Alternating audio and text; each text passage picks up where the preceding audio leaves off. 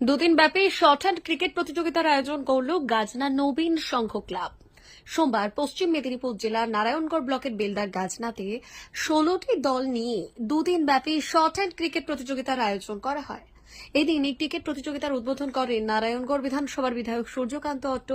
এছাড়াও উপস্থিত ছিলেন বেলদা 2 নম্বর গ্রাম পঞ্চায়েতের প্রধান জ্যোতিকা পাল প্রধান, উপপ্রধান রবীন্দ্রনাথ অধিকারী সহ এলাকার বিশিষ্ট জনেরা।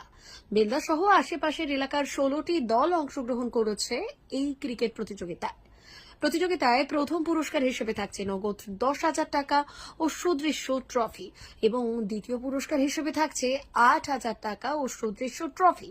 ক্লাব সংগঠনটির বক্তব্য, প্রাকৃতিক দুর্যোগকে উপেক্ষা করে যুবকদের মাঠমুখী করতে প্রত্যন্ত গ্রামীণ এলাকায় এই ধরনের ক্রিকেট প্রতিযোগিতার আয়োজন করা হয়েছে, আগামী দিনেও হবে। ক্রিকেট আমাদের গ্রাম বাংলার একটি যুবক ছেলে মেয়েদের বা গ্রামের মধ্যে একটা উৎসাহ প্রদান করে।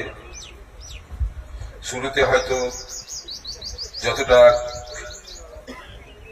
ফাঁকা ফাঁকা লাগছে, কিন্তু খেলা যখন শুরু হবে প্রচুর মানুষের উপস্থিতি আমরা লক্ষ্য করি নানান জায়গায়। এই মরশুম চলবে একদম মে জুন পর্যন্ত।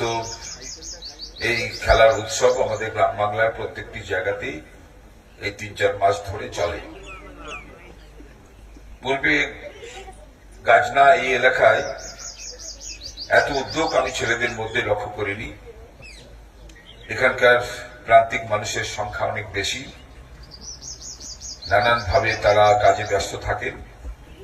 তো আমি নবীন সংঘকে ধন্যবাদ জানাবো যে এরকম একটি প্রতিকূল পরিস্থিতিতে আমাদের উদ্যোগী যুবকদের সংগঠিত করে যে একটা খেলা সংগঠিত করা।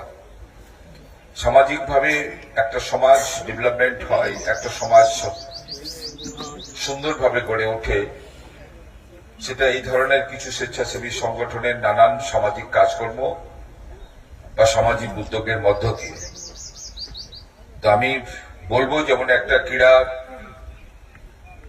প্রতিযোগিতা আপনারা করছেন, ঠিক তেমনি একই রকম বিস্তীর্ণ এই সংসদ, দুটো সংসদ, গাজনা, বারবেলিয়া, পানিকাঠিয়া, বিস্তীর্ণ একটি গ্রাম।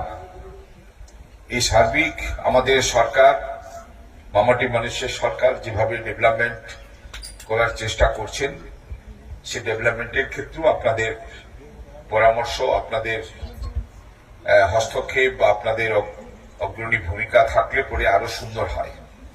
আমাদের